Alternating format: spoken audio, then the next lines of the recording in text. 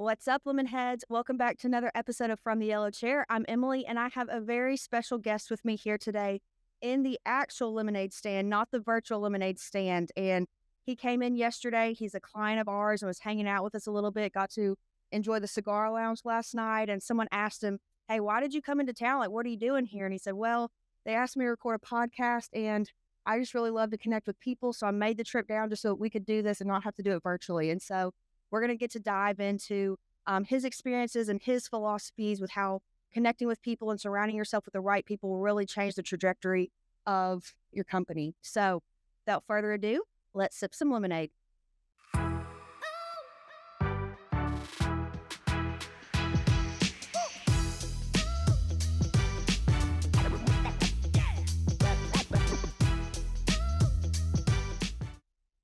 All right, so here in the lemonade stand with me, I have Leo Morales, one of the owners of BCI Plumbing, Heating, and Cooling out of Denton, Texas. And Leo, welcome. Well, thank you. It's an honor to be here. I love your team. I love your brand, and I'm just excited to be part of this. Awesome.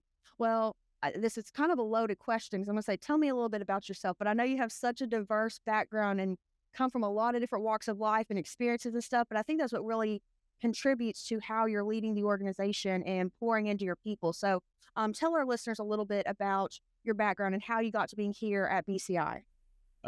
You're right. It's a little bit of diverse. I've through many reasons in life, I've actually relocated 34 times. 34 times. That sounds terrible. Yeah. Well, it can be, and it has its pros and cons. I get for sure, but I've had the opportunity to experience multiple industries, from retail, wholesale, manufacturing to export, import, and coaching. And I got an opportunity to come into this industry from the vendor side. And the longer I was in it, the more I fell in love with the people. I fell in love with, I want to say, the spirit of who is doing this kind of work. Yeah. And I learned to appreciate, and I just had an opportunity to open up to be part of the team at BCI. At that point, they were 35 years in business. Mhm. We celebrated our 40th this year. Congratulations. Thank you. It was definitely fun. We did a lot of crazy stuff to celebrate that. But as far as how that influenced everything, to be honest with you, you get a really good sampling of what not to do. Hey. You always had that situation when you're like, "Oh, I would never be like that, boss." And I promise you, you are at that one point or another, because that's what you know. But when you change so many scenarios, you get to sample the good, the bad, and the ugly, and then you get to start making a decision of, hey, someday if I have this opportunity, I really want to emulate this, or I really want to not emulate that, and I need to figure out how not to do that. And then over time, you realize there's a saying that says you're the average of the 5 people you spend time. Right. And a different story for a different day, but I've should have been dead about 3 or 4 times already, and just different motorcycle accidents and things like that. And I remember waking up I had a blood clot from my ankle to my heart. Oh my gosh. It was a situation where I had about 18% chance of living. And I realized at that moment that if I was going to make it past that, I had to change my mindset. I had to change my approach. And so when I came out of that scenario, I started reading, I started working out, I started surrounding myself with smarter people than me, which, if you doing the scale, that's a lot of people above everything else. So this is easy to pick those smarter people, but I started to appreciate the individuals and understand that we all have a worth, but if we don't have value ourselves, how can we add value to anything or any? And so breaking apart the individual is through a lot of different books that I read. I love one thing that I know that you guys do here. You have your bookshelf, and then everybody can read the things that you have read. And so I kind of just start tumbling down through books about things that I wanted to learn, mindset, the idea that I want to try harder so that I can be better, that I'm not just going to sit in here and say, this is what I am, this is who I am, and I'm just going to accept it and be this for the rest of my life. And I realized, no, I can change. If I look at the mirror hard enough, I can accept my flaws, and I can I can surround myself with people that will help me with them. And that's a little bit of what we've done with our teams. We have celebrated their success. We celebrate their strengths. The book Strength Finders helps you understand what your core competencies are as a leader. And so we took our management team and started showing each other who we were, and then we emphasize, and okay, this is how you flow, this is how you operate. Let's make you successful. Let's give you the training, let's give you the authority, but let's give you the support, and then run with it. Run with it. And then every time that we put those people in the right place, to be honest with you, Emily, they run circles around anything I could. Well, it just shows the right people in the right seats can make the world a difference. And, I think you're so wise because so many people, like you said, I'm looking to surround myself with people that are smarter than me. And you were jokingly saying like there's, a whole ton more than there are below you. But like, I don't believe that's true because I think so many people are unwilling to accept that they aren't the smartest person in the room or that they need help. And so to me, that's so wise to realize that you still have things that you can learn from everybody. And everyone does bring a different experience and work ethic and value that they can contribute. And so being wise enough to put ego and pride aside so that you can learn and absorb that, I think that's tremendously wise. So I appreciate it. Coming from outside the industry, I don't have a leg to stand on an HVAC conversation, and you don't want me to change your toilet flange. Probably gonna mess it up. And again, I've been on the field, I've done a lot of stuff. I probably know more than I'm letting out, but you have to be humble. Correct. Yes. And the one thing that I've seen in the industry, and this is not specific to just the industry, this is actually generational, I think, is there is this unspoken need that if you're the owner or if you're the manager, you have to know all, be all, and then everything has to be you. So you have to be the head of marketing, you have to be the head of HR, you have to be the discipline, you have to be accountable. Counting. Yeah. It's just, you can't, right? Or you'll hit a cap and you'll never get anything beyond that. And the problem is because we created this culture of having to be like, I have to have everything. We then thwart our growth by not allowing people that, and sometimes we will feel threatened by, my partners, very smart. They're incredibly smart. I would not be able to compete with them because they have their career plumbers and HVAC techs and career development and new construction, because we have all aspects of the residential, commercial, industrial, and new construction. Yeah.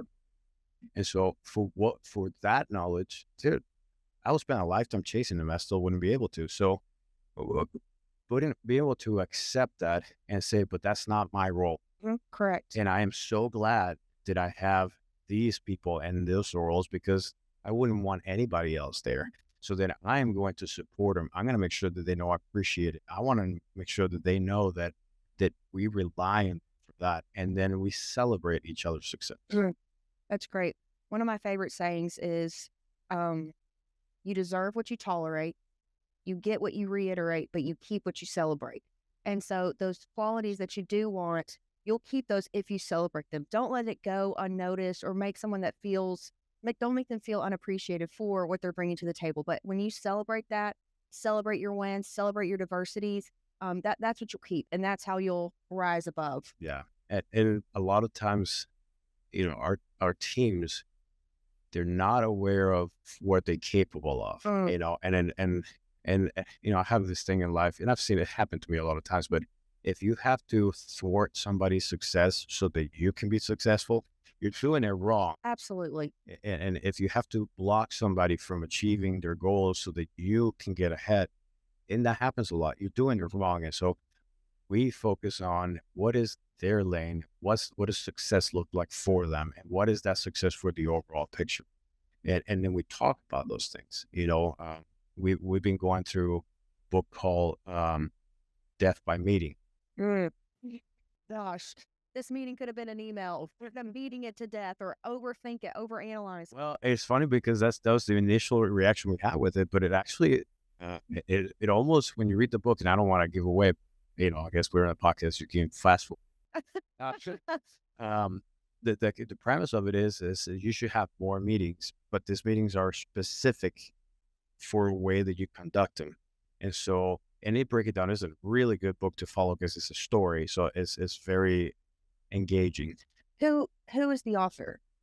Is it Patrick Lencioni? Yeah, does that sound right? Okay, because I read another. You're talking about the right people in the right seats, and he has like the 6 working personalities or 6 working type, but it's written in a story manner to where it's like very easy to follow. Like it's not like so self-help driven this way, but it teaches the principles through. So it's a very different approach to a lot of leadership books. So I'm sorry, It's but like if you would have read the script of Friends, you're watching their life develop and you see the challenges and you're going, that's happened to me. I know that feeling. And so the messages that stay better, but we've actually started going to a point where our meetings are so effective. Yeah, we may have what it seems feels like more, but you're actually accomplishing things because when a meeting parameter is breached, we take that topic and say, well, I'm sorry, this goes to this meeting and this is talk keeping it super constant, today. We have this to work with. And so, the team themselves, they're becoming so efficient. which is great. We've it, in war, they always talk about you really want to know what's going on, go to the front lines, right? Mm. Like they actually know what's going on. And so, what was it? January of 2023. I don't know. Maybe I just blurred my mouth and shouldn't have said it, but I announced that we were going to go to a all pack out vehicle. We were going to figure out how to increase our efficiencies. And it sounds great. It took 18 months. Mm. 18 months for one, for anybody that is watching that have tried it, there is every combination until Sunday that you can do for Milwaukee. And it's really hard to figure out how it fits. The vans, all the dimensions and the curves. Mhm. And we spent 18 months and it took specific people in the team to take care of their role and responsibility in the development. Then when it came together, we even had an executive from Milwaukee to come over and look at it. And he was like, okay, I've seen the majority of the ones in the US, and this was for sure the best one that I've seen. Mm. And so we started now. The goal at that point is we discovered that our team was spending 40 plus hours a month at the supply houses. Oh. And that was not including driving time. Mm. And so with every individual that took ownership of it, we started doing calculations, figure out how to do it, talking to vendors, working with them for solutions. But it wasn't, I guess the point I'm trying to make is it wasn't all me. Mhm. I casted a vision and it took for our team to own that vision. Well, but also the vision and the patience to allow it to come. So, like you said, it took 18 months. And, that was probably those team members are working on that was not revenue producing at that moment. It's overhead expense at that point. And I'm sure you probably tried lots of things like we just bought that and now that's not going to work. But it took that investment, but for the long term vision of how this is going to long term improve our efficiency, save more time. We're going to be able to service more customers in the same amount of time because we're not at the parts warehouse or on the road going to the parts warehouse. So it took that visionary and that patience to get it right versus, well, we've been doing it. There's no other way to fix this. Like we've tried this for 6 months. How much longer are we going to go at it? But having that diligence to make it come through. And so I'm sure you've seen tremendous efficiency and improvements since it's been implemented. We've cut down. I mean, now there's a process, not to bore you with details, but if you go to a job site and you have everything in your van, they use the stuff in your van. If you don't touch anything in your van. You're already going to supply house. Get everything because Mm. 9 times out of 10, there's something you forgot. So we Yeah. want to make sure you have your inventory available. And then we have vendors that we worked out where we scan a book and then send the order in every day. And by the next day, we have all of our things. So it created efficiency. We brought the vehicle to a car show in Denton, and the community response to it was really impressive. Like people were like, "Okay, I want you to service us." Technicians from not even our industry, locksmith and mechanics, they're like, "We need this," Yeah. And so the team took such a pride to it, and then that was part of us engaging with the community events, which Yeah. is a big thing for us, right? That was at the auto show. Then we went to a festival, jazz festival. It's 3 days, and then we did a bunch of trunk or treats. So the team is involved and giving back to the community. We once a year select charities and do a little voting competition, and they get to hear the stories about, hey, this is what's happening in your community, and as a business, we need to make sure that the community knows that we are also part of the community. That's right. That's right. And so the team has seen stories of how their work has had an influence on a life, and how it's impacted either an elderly or a single mother, or there's just so many good causes out there. So uh, our goal is for us to remember and to show the community, hey, we're still here, we're part of this, we're giving back. And that I think has changed the community's perspective on who we are. Well, and again, that's another, I think, visionary type thing, because I'm sure you didn't go to this trunk or treat and because you did that, you sold 5 new systems right there from that event. No, but it's that long-term marathon strategy of building relationships. Like, hey, this is our community. We live here too. We play here too. Like, we're your neighbor. We happen to do heating and air conditioning and plumbing, Yeah. but we live here and we're people first, and we care about people. And so I know you're personally invested in being very involved in the community through some boards that you serve on, but also BCI's approach to being involved in the community. And I know, we help you order lots of swag items and different things to just give out. It literally makes you no money. You're spending money to just give it away.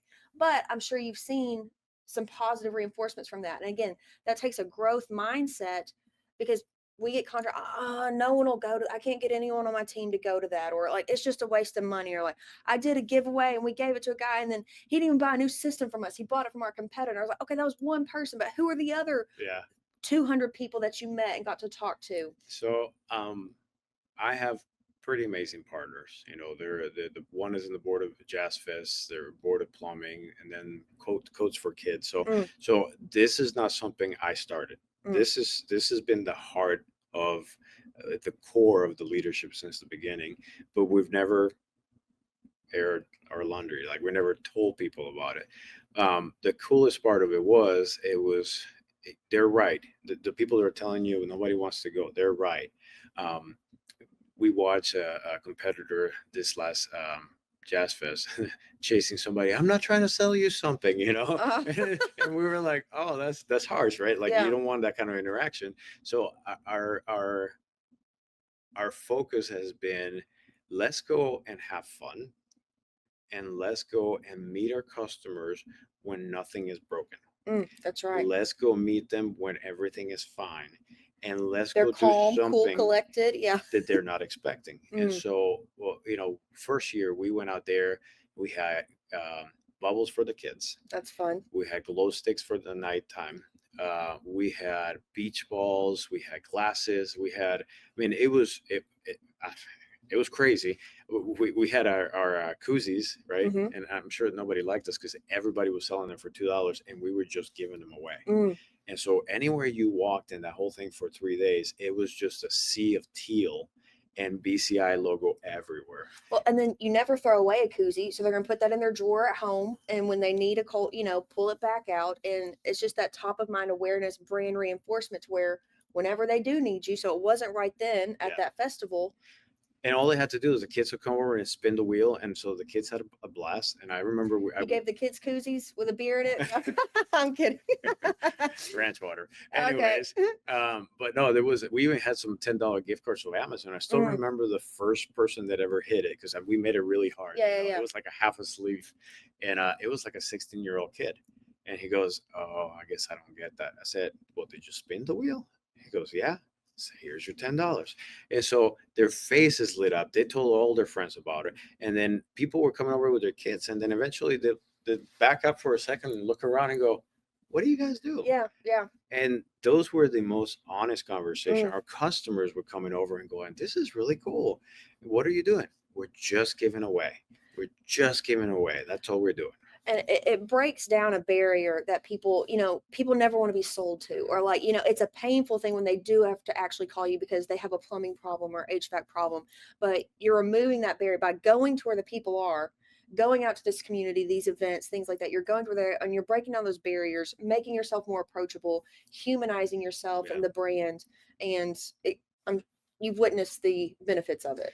It is. And a lot of times the contractors, and I guess I get it, we're busy, right? Like, we're absolutely busy. And when we're not, we think we are. I'm just gonna say it like that. We create our own busyness, but taking the time to engage with the chamber. I go there and I do the monthly things. I go to some of the ribbon cuttings.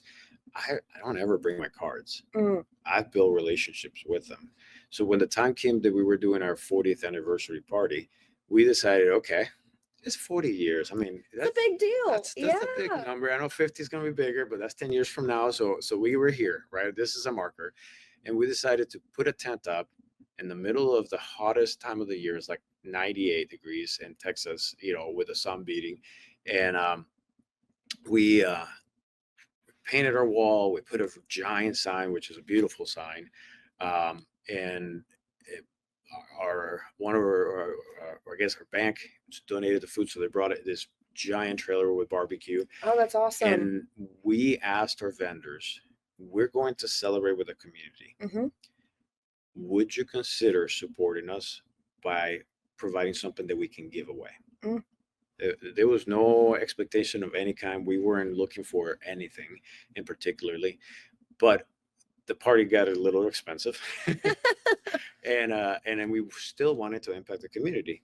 And so lo and behold, we had 320, 325 people that showed up to the event. And Mm-hmm. this was community leaders, customers, mayors, representatives of the state, That's and it awesome. was just really, really cool. We had photographers, and we gave away somewhere between $12,000 and $15,000 of things that were donated for the cause. Mm-hmm. So after my partners got to share their heart, which some of the stories were really, really cool. And it was really touching. We had people in there that were originally with the company when they first were there, and Wow. they were retired. How And special. so they came with their spouses. And so some of these people my partner had not seen in years. Mm. And it was a really beautiful moment. And then we spent almost an hour just calling numbers. Like it was so fast. Like, who's got this? Okay, you win. Who got this? Because it was Wow. just so Yeah. much Yeah. stuff. It was a table full of everything from gift cards to we had air compressors, camping equipment, we had tools, I mean, Cool. we had tickets to the Rangers, and so everybody got to really have a fun time in there. Some of our people won because they were there and they had a ticket. So we had a time with their team before that where we also did some of that with them, Cool. and so it, it's we're trying to just be mindful of the overall picture. Yeah. Yeah. We're all trying. The community's trying. The times were hard. Mm-hmm. The team is trying. They're feeling it just like the rest of us, and to be able to pause and celebrate and say, hey, be proud of what we accomplished as a team. Mm. Because once you get to a certain point, there's no one person doing everything. It's I have to trust that every person that is in every role knows to raise their hand and ask for help when needed. And if you're not raising your hand, then it's not that I'm ignoring you, but that means that, hey, you got this, and I trust you. You got Yeah. this. Yeah. So community involvement and engaging that has been pivotal for your company. What are some other things that have been, really moved the needle or really changed the trajectory of your company? There's probably two things that I would say that we do. One in particular is we are in the plumbing side of things. You need to get licenses. Mm-hmm. If you have no intention of getting a license, if you're not there to actually further yourself, then that's okay. We'll find somewhere else for you to go, but we need you to be constantly doing that. So our philosophy has changed where there's a lot of training we do. We do 52 trainings a year. We meet once a week for training for sure, but we meet multiple times a week, and we try to bring content to it. Obviously, what we're doing for the vehicles is made them just look forward to going, I want that vehicle, I want that, to have the pride of opening that and saying, hey, this is cool, and I'm in charge of it. And so we've encouraged people to go get certifications and licenses that are hard to get. Mm-hmm. And we back them up by simply saying, hey, once you pass all of this, bring your receipts, we'll reimburse you. We want you to pursue it for yourself, Mm-hmm. because you need to want things, and then we'll reward you for accomplishing it. So that's one aspect of it, is training. And then the branding would be the second aspect of it. And that is, we went to a trunk or treat, and we we set up a booth, and this lady walks over. He goes, "I've been meaning to talk to you guys since you did your rebrand." Mm, And I gotta tell you, and it's not a rebranding; it was refreshing the brand, mm, right? yes. Our name had mechanical on it. Hmm. Most people have no idea what that means. Correct. Yeah. And so now we have BCI Plumbing, Heating, and Air, Hmm. and now you have a better picture of what it is. Hmm. But also, our brand was as she put it, she goes, I just want to tell you, you guys did an amazing job with your brand. You know, you were unknown before. Now you're a landmark. Mm, In our eyes, we didn't feel like we were unknown. We have vehicles everywhere, right, right. but they also kind of look like the city vehicles because it's just red, white, and blue, and Yep. it's a little logo, and why not? And so we went through the rebrand process to the point that we even had marketing professors at the local college saying, "Hey, that's one of the greatest things that's happened to this town in a long time," That's and we got great. some great Wow. compliments about it. And so now, no matter where you turn, you half a mile away, I can tell the vehicles, Absolutely. and it's just a reminder to everybody, hey, we're here and we're part of this community. That's right. And it's been the pride that the team took in, you know, because we got new uniforms and we got Mm, yeah. new hats and we got new everything. Yeah, it's an expensive Sure, process. sure. The advice that I would have is trust your marketing professionals. Mm, Trust that they know how the colors make people feel, that they know how the lines work. absolutely. And then, you know, that's one of the things that I've done with Lemon Seed is when I met with my team the first time, I told them, I said, okay, here's how it's going to work. I'm just going to let you run free. Mm, If there's something for some reason that doesn't add up, line up, I'll comment then. But I brought you in to do what you do best. mm, And then I get to navigate through it. Sometimes we're going to have conversations and I'm still going to make an executive decision. Other times you're going to tell me things I don't know. And that's why I have you, yeah. you know, and the proof is in the pudding. We had an incredible rebranding experience. That's great. And I'll preface this. Lemon Seed did not do your rebrand. This was before us. Kick Charge did it, but Kick Charge does phenomenal work, Yes. and you can testify to that. And you mentioned seeing the teal koozies and stuff, but that's what having a disruptive brand, and even if it's just a color, because like you guys don't have a character Mhm. or anything like that. Like a lot of people can say like, you can't do without, or I hate characters. Well, you can still have a really professional looking brand, something that's still going to be disruptive, turn heads, catch eyes, and it really make a difference. And your guys' brand is a true testament of that. But you're right, it is an investment. And again, don't don't fix what's not broken. And sometimes when you're in love with your baby, this brand of how it looks like, and well, this is how it's always been. Like sometimes you got to kill that ugly baby, and it can hurt and be painful. But Yeah. if you can trust the process, trust the experts, let them do their thing. Don't nitpick it to death and insert your own opinions or objections that may not really even matter or really be a thing. Yeah. That's when magic can happen. Well, and Or the lemonade, as we like to say.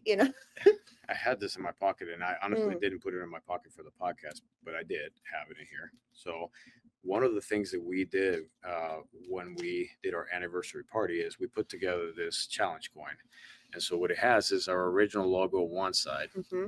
and then the current logo on the other side. Such an improvement. And the funny part about this, and this is something, if you've ever read the poem The Dash, and I told people Mm, is, hey, when you look at this coin, the crazy part about this is the edge that is the most important thing.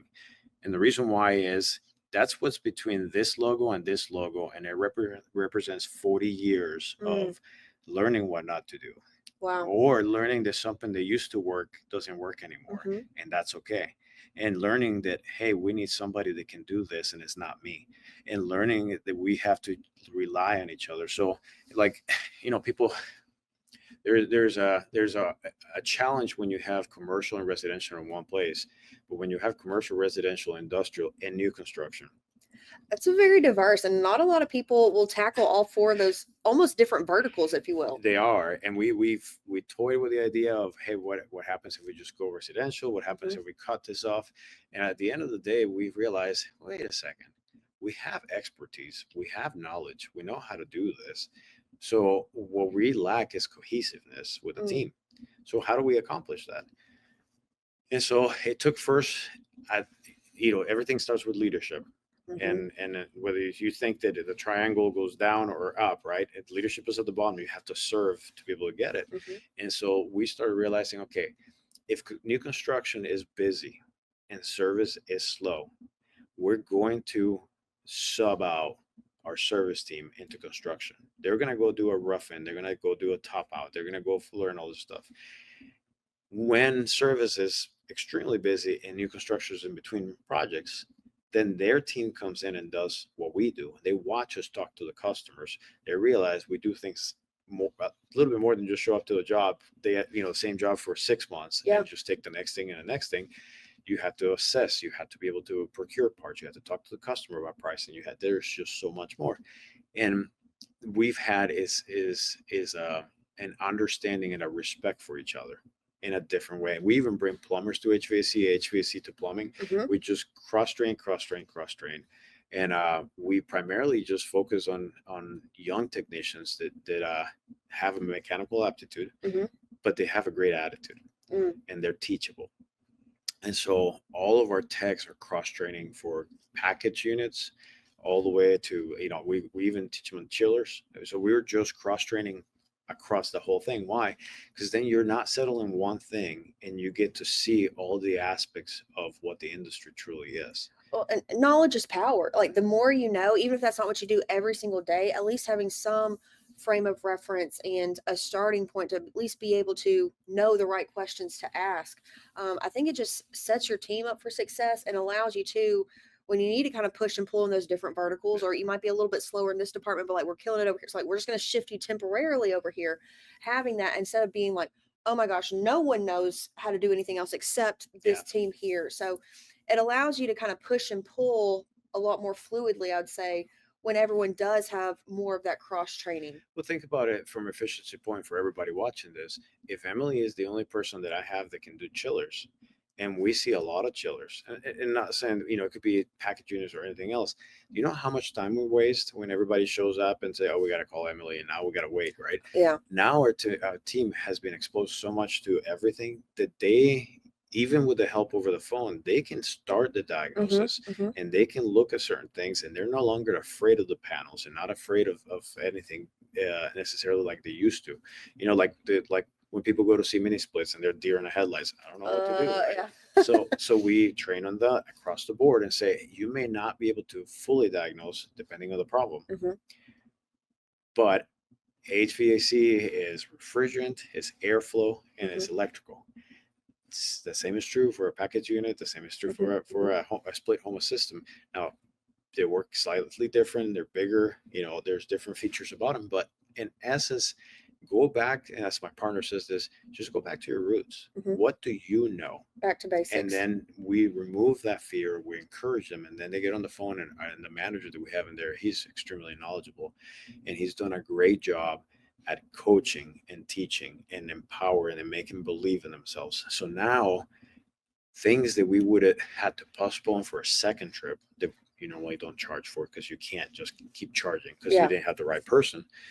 Now they're solving problems that we didn't have to waste that time, and our efficiency is going up, and the ability of serving the customer in a timely manner is now something that we see every day versus, oh, sorry, he's not available till Friday of next week. Yeah. Because that's the only guy that we have for that. And that's super frustrating to the customer, and that's not the brand image or the service that you want to provide to them. So, yeah. Well, that's awesome. Yeah. So it's been a great journey. Again, learning to appreciate what everybody brings to the table. And more importantly, knowing who you are, for me, is knowing whose I am, and that is, I give praise to God for everything that He's done. And then the more that I understand who I am in Him, the more that I'm actually able to celebrate where people are better than me at other things and be okay with it, because that's what they're created to be. That's their roles, and that's the reason why they're even in our lives, right? So if there's a book called Who Not How. It's an incredible book, and I put it in a situation like this. If we're going to go be running track or running 100 dash or whatnot, and we're going up and realize, hey, I may be the captain, but I can only run it in 10 seconds flat, and Emily can run it in 7. Why would I put myself in? Mm-hmm. Because I have to go run distance. And if I go do your race, which I know I won't win, I'm going to take energy from my race, Mm. which I know that that's what my strength is. Yeah. And so celebrating and knowing there's no like anybody's taking your job is Mm-hmm. I'm purposely telling my team, I need you here because this is where you fit, this is where you excel, and I trust what you're doing here. And people take an autonomy, take an ownership of that.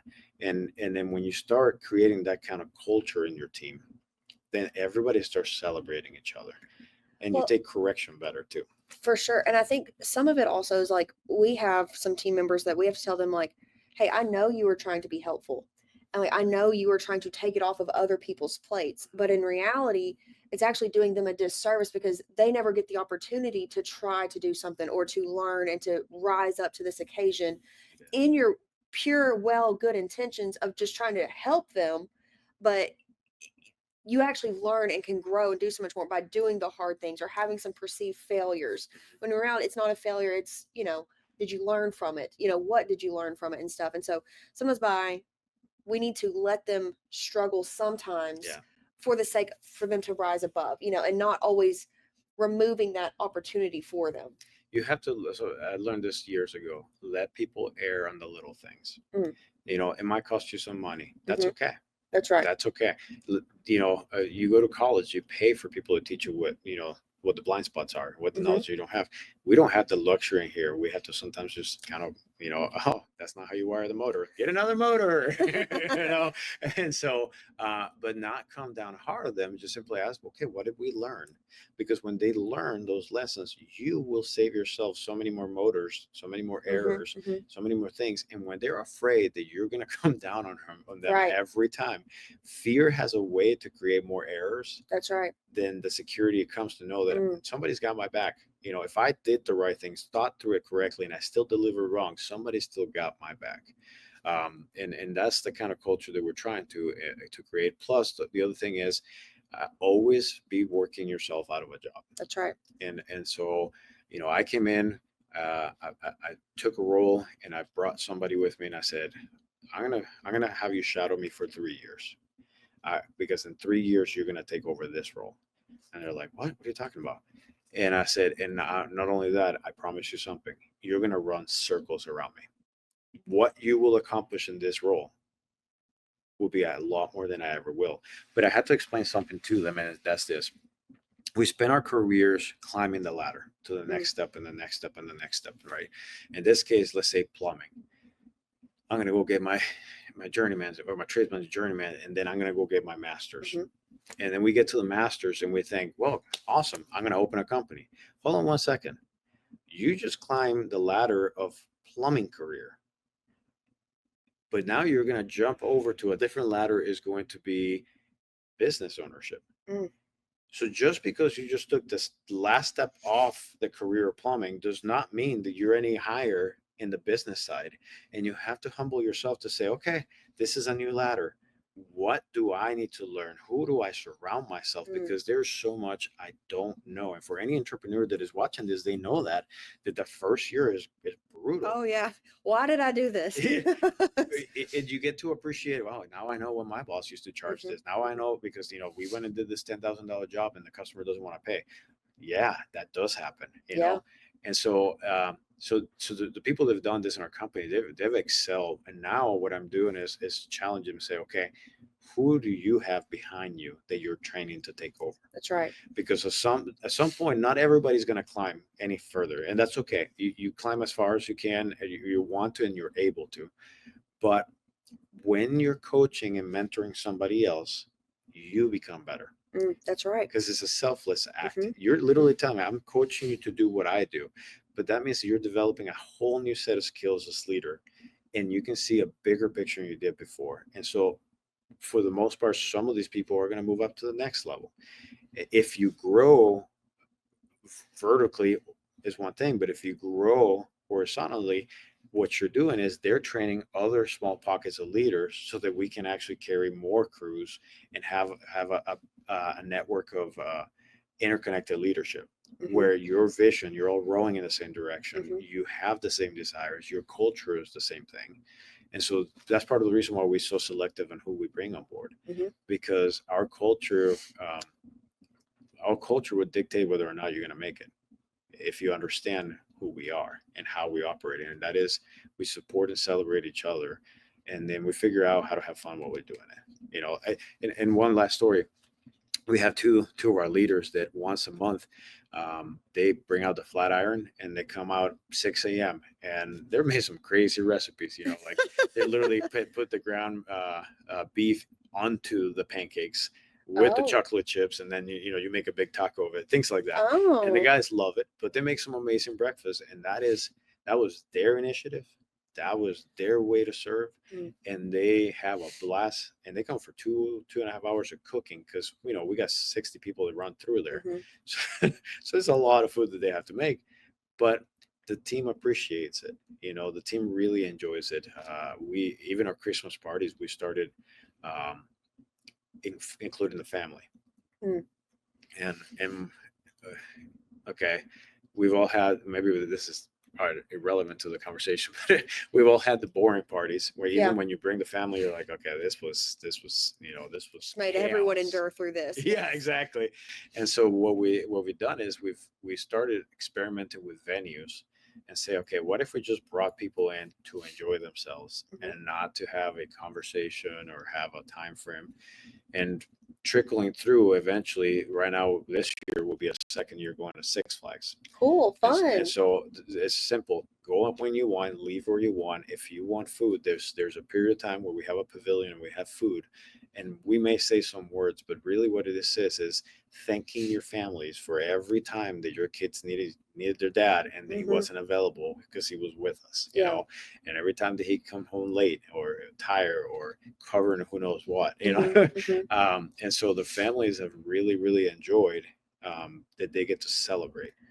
And it's important for spouses or children or stuff to see, hey, what my parent or my spouse is doing is important. Like they're valued, like the company that they're doing these long hours for or extra work, like they are valued and appreciated. And so sometimes just them being able to witness that Yeah. firsthand is crucial and game changing. And so providing that opportunity, I think helps them have a happy home. Yeah. And I want to share. So one of the biggest challenges for everybody who's looking at saying, I've tried the new things, but I just can't get buy-in. Hmm. There's something that one of my partners does that he's really good at, and that is he starts plowing the ground ahead of time of the Hmm. decision, but he starts working through kind of talking about it and then getting their heartbeat, then addressing their fears. And then he's got an analogy that is really good. And it's just an analogy of the old shoes versus the new shoes, right? Like you could have a really nice pair of tennis shoes that you wore for the last year or two. They're broken in, they're comfortable. You didn't have to untie them. Your feet, you just slide right in. Hopefully you haven't broken the back of them. It's just perfect, right? The way Yeah. it is, you actually are afraid to untie them, because if you Yes. do, they'll never fit the same, right? Yes. And then you get a new pair of shoes. And yeah, sure, the new pair of shoes is exciting, but they don't fit the same way. Hmm. And when you walk, they're just not like the old shoes. Hmm. Hmm. And and the problem is your old shoes are not going to take you as far as your new shoes were going to. And so we just have to understand that there is a period of breaking in the Mm. new shoes, which will take you further than the old shoes. And so we created that culture. And I say we, but it was really he spearheaded this whole thing. And and it's been something that we talk about. Hey, remember the old shoes and new shoes, Mm. when people are grumbling from changes, Hmm. and so that's probably the best advice I can give when you're working towards that is help plant the seed of the growth mindset into Mm. your team by using analogies like this one and saying, I know it's going to be uncomfortable. A new CRM is going to be a little bit difficult at first, but it's going to make a That's difference. right. That's right. The new widget or training or whatever it is, sure, it might feel a little bit different, but once you got it pat down, it's meant to do a world of difference for you. And you see them encouraging each other. You see them talking about the old shoes and the new shoes, and for a second, you're really proud of your team because they get it. And more importantly, they trust that the leadership is vetting things in a way that we're also taking them into account prior to rolling things out. Doesn't mean that it's easy, doesn't mean that they don't complain, or sometimes, we have a couple weeks of grumbling a little Sure, bit, sure. but we sink our teeth in as leaders and we listen, and then we navigate it through, and sometimes we have to make changes, and Yeah, yeah. sometimes no, this decision is still good, let's keep going, and then you see your team grow. That's awesome. Well, Leo, thank you so much for your time here and sharing all your insights and wealth of knowledge and perspectives that you have. And I know you genuinely care about pouring into people. So if anyone wanted to reach out to you or just pick your brain, how could someone get in contact with you? Oh, He's ah. like, oh, I didn't know I signed up for this. No, that's okay. Well, I guess you can go ahead and shoot me an email, and then you can even put in the subject lemon seed podcast so that I actually know, you know, Actually look at it. yeah, Okay, gotcha. well, we're all guilty. We get about 1,000 emails a day, and Hmm. there's just some that we never open. Uh, so L Morales, so LMORALES at bcimechanical.com. And we'll put that down in the show notes. So put Lemon Seed Podcast in the title, and Leo will answer you and pour into you. I know as much just because he is a wealth of knowledge here and does value pouring into people. So, Leo, Thank you. thank you for sharing all this and making the drive from Denton to come sit with here in the real lemonade stand. I really appreciate this conversation. And thank you for being here. It was an honor. Thank you so much, and I hope it's benefit to people. So, any questions, Absolutely. just let me know. I'll do what I can. Absolutely. So if you enjoyed this episode, please leave us a review. Follow us on all the social medias.